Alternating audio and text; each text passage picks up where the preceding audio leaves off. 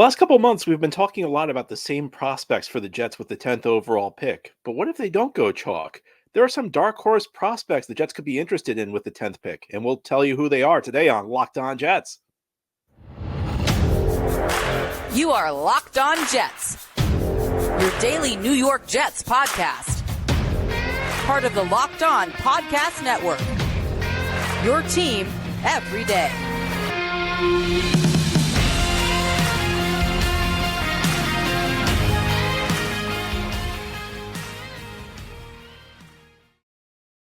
Welcome. This is the Locked On Jets podcast, part of the Locked On Podcast Network, your team every day. It's Tuesday, April 16th, 2024, and I'm your host, John B. from GangreneNation.com. Thank you so much for making the show your first listen or first watch every day. Subscribe to the show for free on YouTube or wherever you get your podcasts so you'll get new episodes as soon as they're posted. If you enjoy the show and are listening on a podcast source, please give it a 5-star review. And if you're watching on YouTube and enjoy the show, give this episode a big thumbs up. It helps us out and helps other Jets fans find the podcast. Today's episode is brought to you by Game Time. Download the Game Time app, create an account, and use code LOCKEDONNFL for $20 off your first purchase. Today we're talking about the upcoming NFL draft. We're talking about the 10th overall pick. We're talking about some dark horse candidates for the New York Jets with that pick. Over the last couple months, really since the Jets got the 10th pick, we've talked a lot about the same players over and over and over. We've talked about offensive linemen like Joe Alt, Talise Fuaga, Olu Fashanu, who we discussed yesterday. We've talked about wide receivers like Marvin Harrison Jr. We've talked Malik Nabers. We've talked Odunze. But these aren't the only options for the Jets. In fact, last year, a guy from completely off the radar, Will McDonald, was Jets' first-round pick. That was not a player anybody was expecting the Jets to select. Yet when the Jets got on the clock, Will McDonald ended up being the selection. So then we're going to talk about some candidates who, are maybe a little under the radar who could interest the New York Jets. Now, I still think the Jets are probably going wide receiver or offensive line, but there are some maybe lower level prospects or prospects who are slightly at a lower level than the players we've mentioned who could interest them.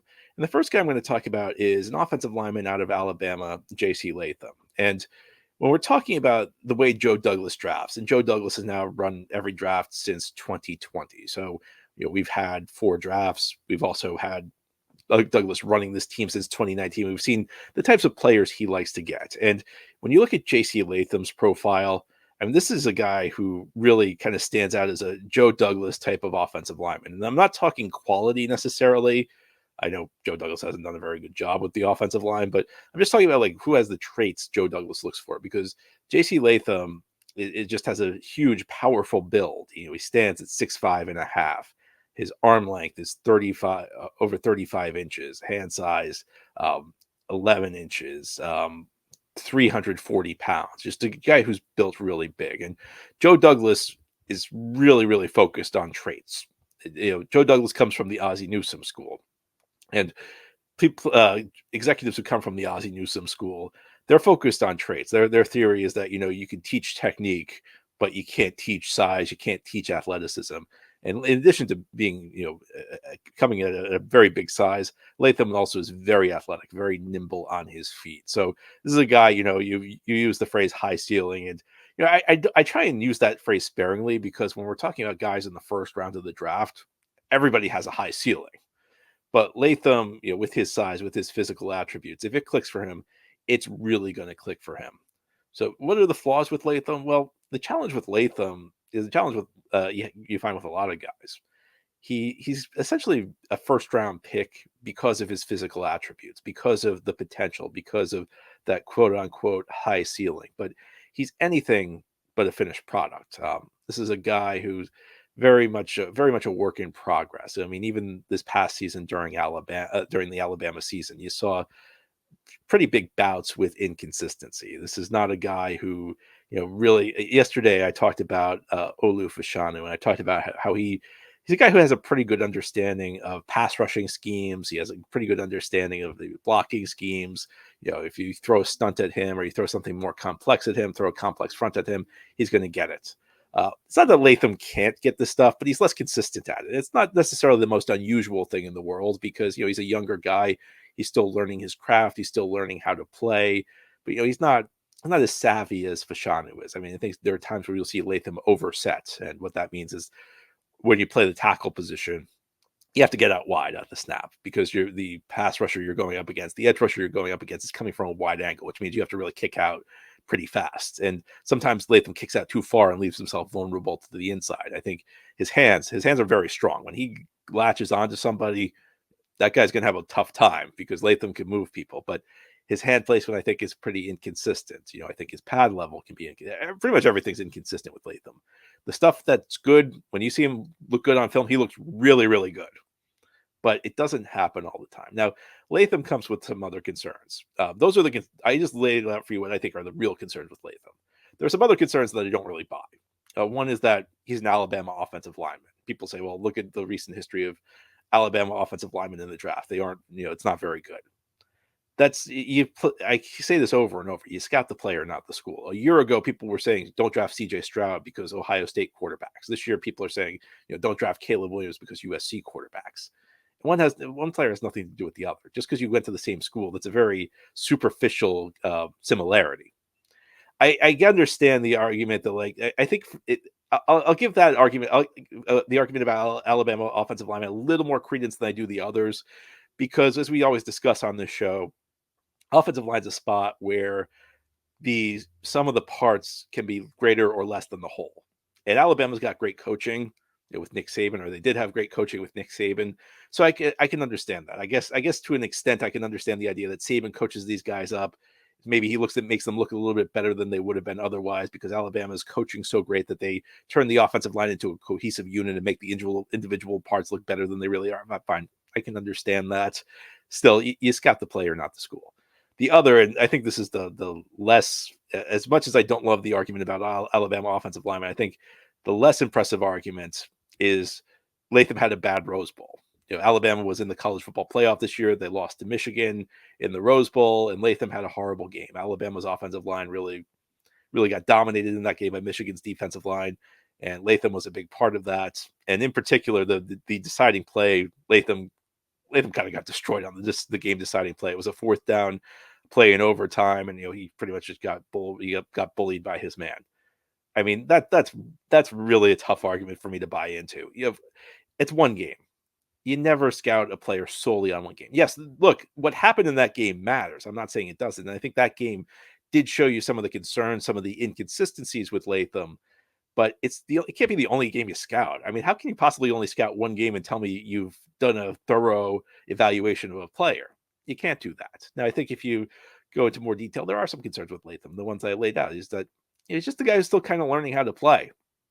And, with guys like this, it can go either way. Like, I prefer the more refined guys this is just my preference. I think if you look in the long run, it plays out. The guys who maybe are a little bit less athletic but more refined tend to hit at a higher rate than guys who are completely athletic superheroes but whose game needs work, who need to learn the fundamentals.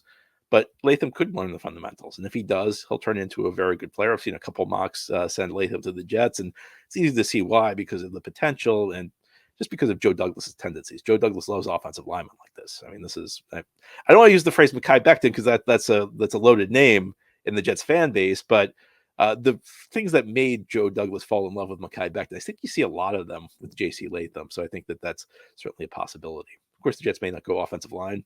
They do have to still do some work at the wide receiver position, even after they've added Mike Williams. We talked a lot about one LSU wide receiver, Malik Nabers, but he has a teammate who's expected to go pretty high in this year's draft. As we continue here on this Tuesday edition of Locked On Jets, we're going to talk about another LSU wide receiver expected to go high. It's Brian Thomas Jr. That's ahead here on this Tuesday edition of Locked On Jets. This show is sponsored by BetterHelp. What's the first thing you'd do if you had an extra hour in your day? Would you go for a run? Would you take a nap? Would you read a book? Would you show up for a friend? A lot of us spend our lives wishing we had more time. The question is, time for what? If time was unlimited, how would you use it? The best way to squeeze that special thing into your schedule is to know what's important to you and make it a priority. Therapy can help you find what matters to you so you can do more of it. Therapy has so many benefits. It's helpful for learning positive coping skills and how to set boundaries. It empowers you to be the best version of yourself, and it's not just for those who've experienced major trauma. If you're thinking of starting therapy, give BetterHelp a try. It's entirely online, designed to be convenient, flexible, and suited to your schedule. Just fill out a brief questionnaire to get matched with a licensed therapist and switch therapists at any time for no additional charge. Learn to make time for what makes you happy with BetterHelp. Visit betterhelp.com/lockedon today to get 10% off your first month. That's BetterHelp, HELP.com/lockedon. Thank you so much for making Locked On Jets your first listen or first watch every day. And a big shout out to you, everydayers. This is a daily podcast covering the New York Jets with new episodes each day through the week, Monday through Friday. You should also know that Locked On's NFL Mock Draft Live is April 17th at 7 p.m. Eastern, streaming on the Locked On Sports Today 24/7 streaming channel on YouTube or on the free Amazon Fire TV channels app. Find the ultimate 6-episode series on April 17th at 7 p.m. Eastern to hear who the local Locked On experts like me are picking for each NFL franchise, with live reactions from local college football experts and even the fantasy football angle. The Locked On NFL Mock Draft is April 17th at 7 p.m. Eastern, streaming live on Locked On Sports Today 24/7 streaming channel or YouTube or the free Amazon Fire TV channels app. Today on Locked On Jets, we're looking at some players who could interest the Jets at 10 who we haven't really discussed, guys who are kind of under the radar. We've talked extensively about Malik Nabers at LSU, who's expected to be a high first-round pick. In fact, a guy who most aren't really expecting to be there at 10. However, there's another wide receiver who could be there at 10, and that's Brian Thomas Jr., Nabers' teammate out of LSU. If you're a Jets fan, that may sound like a familiar name to you, Brian Thomas, because the Jets actually had an edge rusher named Brian Thomas who was on the team for more than a decade. You hear the name Brian Thomas Jr. and you wonder, is that his son? And the answer is no. There's no relation between the two. So no Jets ties with Brian Thomas Jr., at least at this point. Now, Brian Thomas Jr. is kind of an interesting player in that he combines great production on the field with great combine results. He led the football bowl subdivision this past season in touchdown catches with 17. He also ran a 40 time in the low 4.3s at the combine. So, guys, is a guy with lots of physical attributes, which, of course, as we talk about all the time, Joe Douglas loves those physical attributes, along with college production. Latham was a guy we were talking about who was very up and down. Latham had some degree of production, but not, he was also pretty inconsistent. Thomas, again, led the FBS in touchdown receptions and big play guy, lots of speed he brings to the table. So why is he not going higher? Well, we're really nitpicking when we're talking about first round talents here. Somebody who's projected to go in the first round. I mean, he's still a pretty good prospect. He's still a guy who brings a lot to the table, but no prospect is perfect. And I think when you're talking about Thomas, a lot of the same themes with Latham come up, even though they play a different position, even though I think you could make a strong case that Thomas was overall more productive at his position than Latham was at his. I think there's just overall a general lack of refinement from Thomas. So I think he's actually not that bad getting off the line of scrimmage.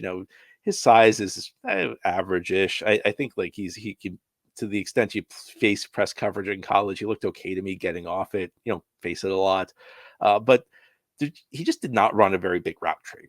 The LSU kept his route tree very simple, only a handful of routes, and look, he ran them very well. And part of me wonders, at some point you do nitpick a bit because NFL teams, they have these playbooks. And it's I don't know, 20, 30 routes a receiver has to run. They really load things up. I mean, you may be familiar if you're an NFL fan with the Don Coryell route tree, which has 9 routes on it. Well, NFL playbooks have greatly expanded since the time that traditional route tree came into play. The teams are now have the receivers run, they get 20, 30, maybe 40 routes, and they kind of add variations off routes. They have pivot routes where you start off looks like you're going to run one route, and then you loop around and go in the other direction. There's just a lot to learn. There's footwork to learn. There's a comfort level you need to learn. You have to get used to that.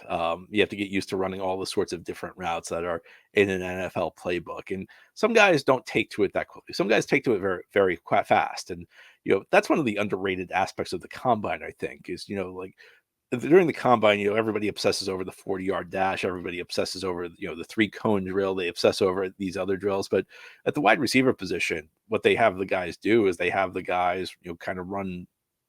They have drills where the guys run routes, and those drills aren't always timed, and they give you a sense of a guy who had kind of a smaller route tree in college, what he's capable of in the pros, or at least how quickly he'll take to learning other routes. But Thomas is a big play threat. I think he also kind of understands how to use his body as leverage. I think he's flashed a good understanding of that. How to kind of use his body to shield the ball from defenders when it's in the air. He does a good job. I think more of a hands catcher than a body catcher, which is always a good thing. He brings some skills to the table that are kind of interesting. And I think one of the dilemmas for the Jets is that if they want to go at the wide receiver position this year, the guy, the top three guys we talk about all the time, Harrison, Odunze, and Thomas's college teammate Malik Nabers, there's a good chance none of them make it to 10. And that could make it more wise for the Jets to draft a tackle, because there are plenty of projections right now that have Fuaga or Fashanu, or Latham, I guess, available to them at 10. So it may just line up that tackle suits them better. But if it doesn't, Brian Thomas Jr. is a guy who could interest this team. What do we talk about all the time on this show? What do the Jets need at the wide receiver position? Well, they have a guy in Garrett Wilson who is kind of a technician. He understands how to get open. He's a great route runner. He figures out ways to shake defenders. He creates a lot of separation. So you've got that from Garrett. You have a guy who's big. You have a guy who can go out and win those contested catches in Mike Williams, and a guy who can get down the field. But Mike Williams, even though he's a deep threat, I don't think you'd think of him as like a home run threat. And what's the difference between the two? Williams can get 20 yards down the field and win a ball in the air.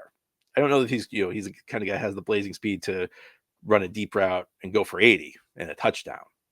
And Thomas would be a guy who adds that element. And as we talk about Thomas may perhaps being a guy who, needs to learn a little bit about running routes. Well, the Jets are kind of in an ideal situation for a player like him, because he'd step in, he'd get reps right off the bat. He'd get playing time right off the bat, but the expectations would not be huge for him, because he'd step in and on day one, he'd be the number 3 receiver on the roster. There would not be a lot of pressure on him. If he went out and put up like 500 yards, that'd be fine, because Garrett Wilson's your number 1 receiver. Mike Williams is your number 2 receiver. And Thomas could still slide right in and be the number 3 receiver and learn at his own pace. As long as he's somewhat productive, I think he'd be pretty happy with what he provided as a rookie. And he'd learn the craft. He'd learn his position. He'd learn how to run some of the more diverse routes on the tree and figure it out. And then a year from now, Mike Williams will be gone, most likely, and Thomas could step into a more prominent role. He could step into the number 2 role behind Garrett Wilson and hopefully take off running. And that's one of the reasons that the signing of Mike Williams was so important, is that the Jets now have the luxury of taking a receiver who probably can contribute day one. I think it would be disappointing if he drafted a receiver at 10 and he was not capable of stepping in and at least providing some production as a role player. But he doesn't necessarily need to step in and be an impact player day one. And that's really, that's kind of what you want in the NFL. You want the guys you draft in the first round to be able to step in. You want them to be good enough that they'll be able to play some sort of role, but you don't want to have a lot of pressure on them. But of course, the Jets may now go wide receiver. We've talked about one offensive lineman already. Well, as we continue here on this Tuesday edition of Locked On Jets, we're going to talk about another offensive lineman. It's another guy who made the playoffs this year, another guy whose team lost to Michigan in the playoffs. I'll tell you who that is and why he may interest the Jets as we continue here on this Tuesday edition of Locked On Jets. Today's episode of Locked On Jets is brought to you by Game Time. Game Time is now an authorized ticket marketplace of Major League Baseball, which makes getting tickets even faster and easier. Prices on the Game Time app actually go down the closer it gets to first pitch, with killer last-minute deals, all-in prices, views from your seat, and their lowest price guarantee. Game Time takes the guesswork out of buying Major League Baseball tickets. If you're a Yankees fan, maybe you heard the news yesterday, longtime announcer John Sterling is retiring. I love John Sterling, one of my favorite announcers, made the game so much more fun. Yankees are honoring him this coming weekend. You may want to turn to Game Time to get tickets. It's a super easy place to get tickets. I remember a couple of months ago, I was in San Diego for the holidays with my family, and we were going to the Holiday Bowl. It's a college football game. And my dad had bought tickets, but he hadn't bought tickets for my nephew. And my nephew is 6 years old. Nobody thought he'd want to go. Suddenly my nephew's upset because he's not going. Well, what did I do in this emergency? This is a true story. I pulled out my phone. I pulled out the Game Time app and found a ticket that was cheap immediately and had it delivered right immediately. It's super easy to use. Just a couple taps and you've got your tickets. Take the guesswork out of buying tickets with Game Time. Download the Game Time app, create an account, and use code LOCKEDONNFL for $20 off your first purchase. Terms apply. Again, create an account and redeem code LOCKEDONNFL, one word with no space, LOCKEDONNFL for $20 off.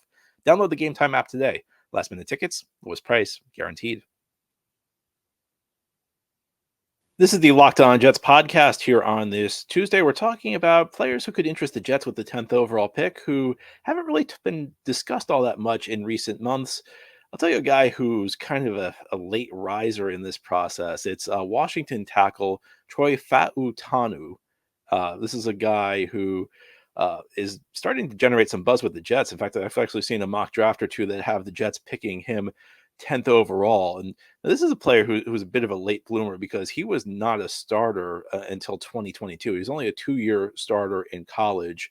And he was actually like it was his fourth year in college before he got a starting job. And if you look at Fautanu, he's a guy who brings a lot of traits to the table. If you watch him, he really combines power with athleticism. If you watch him on the move, he's very nimble, and he plays with pretty heavy hands. And I think if you watch the film, this to me is an interesting case because I hate it when people kind of treat film and analytics as though they are competing elements with each other. But this is a player who I think kind of like will create a debate between people who are more film inclined versus people who are more analytically inclined. Because if you watch him on the film, I think there's a lot to like. I think that, again, very nimble on his feet, moves very well, plays with a lot of strength. A guy who just looks like a really good player when you watch him on the film. And there's some talk about positional versatility. He began his career kind of shifting between guard and tackle, and there's even been some suggestions. I mean, there's some people out there who think his best spot might be center eventually. So, a very interesting player from that perspective. Here's the concern, though, and for me, this is actually a pretty big concern, is that he did not get a starting job until he was 22 years old in college. It took 4 years for him to step into the starting lineup. And why is that a concern? Well, he was 22 when he stepped into the starting lineup. And that meant that, he was an older type of guy. And people always question, why do you care about a prospect's age? And in some sense, maybe it's because if you draft an older player, he has less of a prime. You're going to get less years out of him.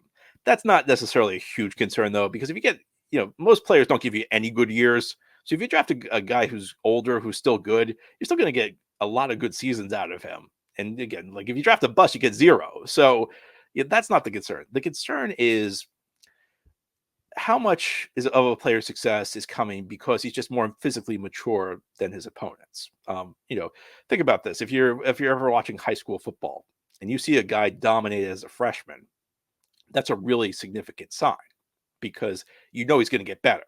He's going to get older. He's going up against players who are older and more physically developed than him. Whereas if you stuck like a senior onto a freshman football team, you'd expect him to dominate because he's more physically mature than the other guys. And for whatever reason, people don't seem to understand this concept once we get to college. People understand it fine in high school, but the same thing applies. Players are still developing physically as they get to college. Players are still improving. And for somebody like Fautanu to not get into the starting lineup until his fourth year of college when he's already 22, and he played very well. He was second team all conference that first year as a starter. The second year as a starter, he was third team all American, and he was first team all conference. So he played well. The question is how much of that is him developing. And listen, there are players who are kind of late bloomers in college. There are some guys who it takes a couple of years for them to click. And it's not necessarily the end of the world, and they go on and have very successful careers in the NFL. But there are also guys who are overage prospects, and this is the reason a lot of people want to stay away from overage prospects, because you look at them and the film looks great, and people there's some people out there who say the film answers all questions. Well, the film doesn't always answer all questions. You need to put the film into context, and the question is how much. And the question that's unanswered is how much of your dominance is just because you're old, you're going up against younger players and you can kind of bully them around. And, these are questions that NFL teams are paid to answer. Is Fautanu going to be a great pro? It's difficult to say. I think that there are question marks there that don't exist for some of the other players like a Joe Alt. And this is the reason I think these questions, and I've brought them up about Latham. I brought them up about Brian Thomas Jr. These are questions that explain why these are players who have been projected more in the teens than they have in the top 10. That's not to say they can't become very good players. In fact, all of these players have the attributes. All of these players have the traits to become excellent NFL players. And I bet you anything, at least one of these three guys will. Every year we act like there's a big gap between picking in the top 10 and picking in the teens. And over we see that there's not as big a gap as you think there is. The players who are viewed as can't miss in the top 10, a lot of them do miss. A lot of these guys who are drafted in the teens, who are viewed as riskier prospects, end up becoming excellent players in the NFL. That's the challenge. Every single prospect you have has things that are pros for them, and they have things that are cons for them. And as much as it's about scouting the players, it's also about developing. It's about finding players who fit your scheme. It's about finding players you can develop. It's about having the right coaches in place. And I don't know, maybe that last part says the Jets shouldn't draft an offensive lineman because Keith Carter's the offensive line coach. But I think that any of these three guys would be interesting for the Jets. I would say, though, based on their current stock, these players probably be better in a trade down, because at least it seems like the current projections have these guys going below 10, so the Jets can trade down. If the Jets really, really love one of these guys, they ought to look to trade down, because odds are they can still get them with a lower pick and add to their draft capital, which is something this team definitely needs to do. Anyway, that's all for today's episode. This has been the Locked On Jets podcast, part of the Locked On Podcast Network. Your team every day is our motto. As always, if you enjoy the show, hit the subscribe button where you're watching or listening so that you'll never miss an episode. If you enjoy the show and are listening on the podcast source, give it a 5-star review. And if you're watching on YouTube and enjoy the show, give this episode a big thumbs up. It helps us out, helps other Jets fans find the podcast. Enjoy your Tuesday, everybody, and send in your mailbag questions. Tomorrow we'll have our weekly mailbag. Can't wait to answer your questions.